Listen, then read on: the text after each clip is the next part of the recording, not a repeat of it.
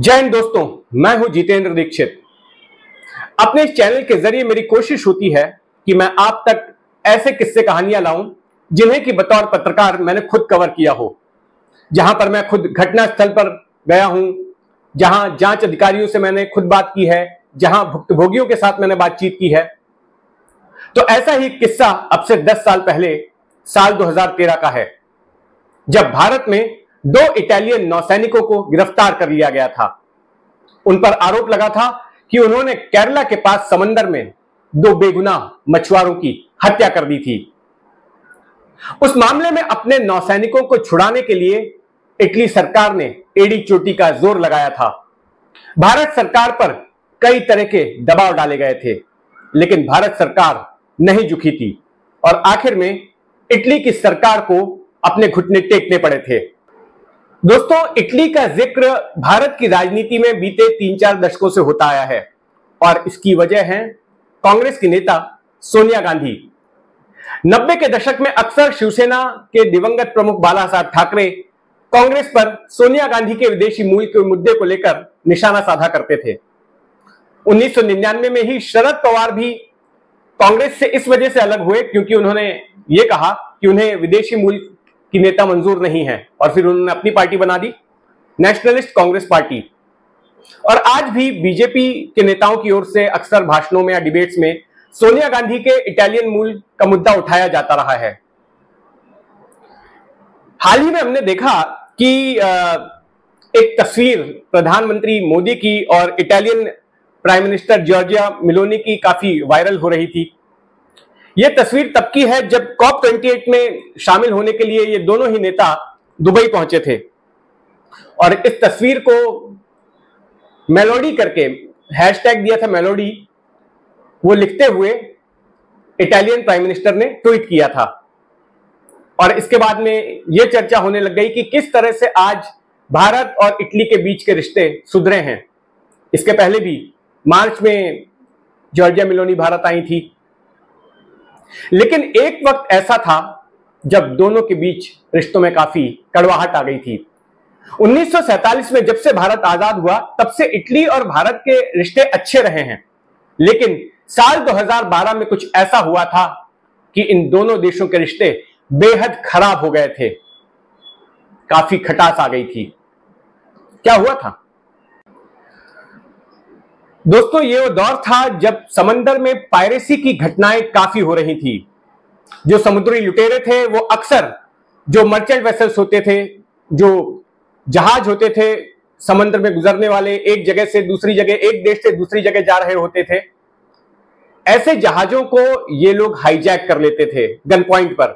इनके पास अत्याधुनिक हथियार होते थे और ज्यादातर ऐसे जो पायरेट्स होते थे वो अफ्रीकी देशों से आते थे और यूरोप की तरफ जाने वाले या वहां से आने वाले जहाजों को अक्सर ये लोग इंटरसेप्ट करते थे, उन पर फायरिंग करते थे, उनको रुकाते थे, फिर उन पर चढ़ जाते थे और उसके बाद जो तमाम क्रू मेंबर्स होते थे उस जहाज पर उनको किडनैप कर लिया जाता था और फिर उनसे फिरौती की रकम मांगी जाती थी उन शिपिंग कंपनियों से कि अगर आपको अपना जहाज छुड़ाना है, आपको इन लोगों की जान बचानी है, तो फिर इतने करोड़ डॉलर आप हमें दीजिए। तो इस जैसी बहुत सारी घटनाएं उन दिनों हो रही थी, इस सदी की शुरुआत के साथ ही। तो कई देश ये करने लगे कि वे अपने नौसैनिकों को या फिर आर्म्ड सिक्योरिटी गार्ड्स को, हथियारबंद सिक्योरिटी गार्ड्स को अपने अपनी जहाजों पर भेजने लग गए, ताकि अगर इस तरह के पायरेट्स के साथ में टकराव होता है तो फिर ये जो सिक्योरिटी गार्ड्स हैं उन पर फायरिंग कर सकें, उनको भगा सकें और उनके जहाज महफूज रह सकें। तो तमाम देश, खास करके यूरोपियन कंट्रीज जो है, ये तरीका अपनाते थे अपने जहाजों को पायरेसी से बचाने का। और ये जो घटना हुई ये भी उसी से जुड़ी हुई है। दोस्तों, 15 फरवरी 2012 की तारीख थी, शाम के यही कोई 4:30 बजे का वक्त होगा। सेंट एंटनी नाम की एक फिशिंग बोट, एक मच्छीमार नौका लक्षद्वीप आइलैंड्स के पास से मच्छीमारी करके लौट रही थी, मछलियों को पकड़कर लौट रही थी। 5 से 6 क्रू मेंबर्स उसमें सवार थे, मछुआरे थे उसमें, और वो काफी खुश थे क्योंकि उन्हें अच्छी खासी मछलियां मिल गई थी। और वे वापस कोचीन की तरफ लौट रहे थे, तट की तरफ। लेकिन इसी बीच वो देखते हैं कि पास ही से गुजर रहे एक शिप से, जिसका कि नाम होता है एनरिका लेक्सिया नाम की एक शिप, जिस पर कि इटली का झंडा लगा होता है और वो एक ऑयल टैंकर होता है। वहां से अचानक इनके ऊपर गोलियों की बौछार शुरू हो जाती है, वहां से फायरिंग होने लग जाती है और करीब 8-10 मिनट तक चलने वाली इस फायरिंग के बाद पता चलता है कि सेंट एंटनी पर सवार, जिनके नाम होते हैं अजेस बिंकी और जेलेस्टियन, इन दोनों की गोलियों के कारण वहीं पर मौत हो जाती है। इसके बाद जो इटालियन शिप है जिसकी ओर से फायरिंग की गई होती है, वो वहां पर रुकती नहीं है, वो सीधे और आगे बढ़ जाती है।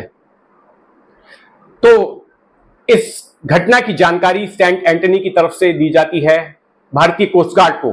कोस्ट गार्ड इसकी जानकारी भारतीय नौसेना को देती है और फिर उस इटालियन जहाज को ढूंढा जाता है, उसका पीछा किया जाता है और फिर भारतीय नौसेना निर्देश देती है कि आप यहां से तुरंत कोचीन के बंदरगाह पर पहुंचिए।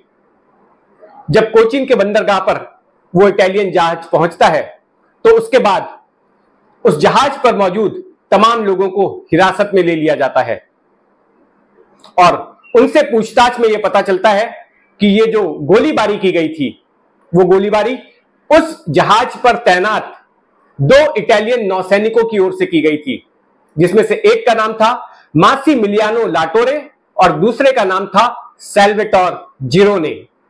उस इटालियन जहाज पर कुल 34 लोग होते हैं, जिनमें से कि 19 भारतीय होते हैं और 6 इटालियन नौसैनिक होते हैं। उन 6 में से इन दोनों पर, मासिमिलियानो लाटोरे और सैल्वेटोर जिरोने पर फायरिंग करने का आरोप लगता है। जब इनसे पूछा जाता है कि आपने भाई इन मछुआरों की नौकाओं पर फायरिंग क्यों की, क्या कारण था, तब इनका कहना होता है कि हमें लगा कि ये लोग समुद्री लुटेरे हैं, ये हमारे जहाज के काफी करीब आ गए थे, 40-50 मीटर के करीब आ गए थे और हमने इनको वार्निंग दी थी कि आप जहाज से दूर जाइए, लेकिन फिर भी ये दूर नहीं जा रहे थे। तो हमें लगा कि ये हमारे जहाज पर आकर कब्जा करने वाले हैं और इसलिए हमने उनके ऊपर फायरिंग कर दी।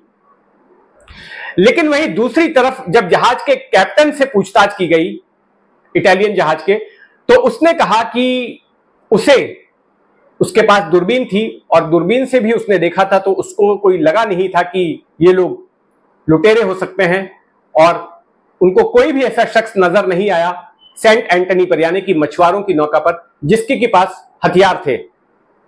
और उसने ये भी कहा कि मुझे समझ नहीं आया कि अचानक में इन नौसैनिकों ने, इटालियन नौसैनिकों ने फायरिंग क्यों करनी शुरू कर दी। इसके बाद वो हड़बड़ाया और फिर उसने अपनी जहाज की स्पीड आगे बढ़ा दी और फिर उसने अलार्म साउंड किया कि यह पायरेट्स का हमला हो सकता था। तो ये बात समझ में नहीं आई कि जब कैप्टन को मालूम नहीं था कि ये पायरेसी का हमला हो सकता है, तो फिर सीधे इन्होंने कैसे फायरिंग कर दी। इसके बाद एक और बात हुई कि जब भी इंडियन ओशन रीजन में, समंदर में कहीं पर भी अगर कोई पायरेसी की घटना होती है, तो उसके लिए एक मैरीटाइम संस्था है, मैरीटाइम रेस्क्यू के लिए एक संस्था है, मरीन रेस्क्यू कोऑर्डिनेशन सेंटर, उसको इत्तला की जाती है कि ऐसी ऐसी घटना हो गई है, हमारी शिप को हाईजैक करने की कोशिश की गई है या फिर कोई दुर्घटना हुई है, तो उसको इत्तला की जाती है। लेकिन इस इटालियन शिप ने क्या किया कि अगर ये वाकई में पायरेसी की घटना इनको लग रही थी, तो इसके बाद इनको जानकारी देनी चाहिए थी इस सेंटर को, लेकिन इन्होंने उसको जानकारी नहीं दी और ये आगे बढ़ गए इजिप्ट के लिए। सिंगापुर से ये इटालियन जहाज आ रहा था तेल लेकर और इसे जाना था इजिप्ट की तरफ और ये फायरिंग हुई, उसमें इन मछुआरों की मौत हुई। उसके बावजूद ये शिप ना तो वहां पर रुका और ना ही उसने इन्फॉर्म किया मैरीटाइम रेस्क्यू सेंटर को और आगे अपनी मंजिल की ओर बढ़ता गया। वो तो जब इंडियन नेवी ने इनको आके रोका, तब जाकर ये वापस कोची में आए। इस मामले की जांच कोची पुलिस से लेकर नेशनल इन्वेस्टिगेशन एजेंसी यानी कि एनआईए को सौंप दी गई और एनआईए की ओर से इस मामले में उन दोनों ही इटालियन नौसैनिकों के ऊपर हत्या की कोशिश और साजिश का आरोप लगाया गया और इसी के तहत उनके खिलाफ मामला शुरू हुआ।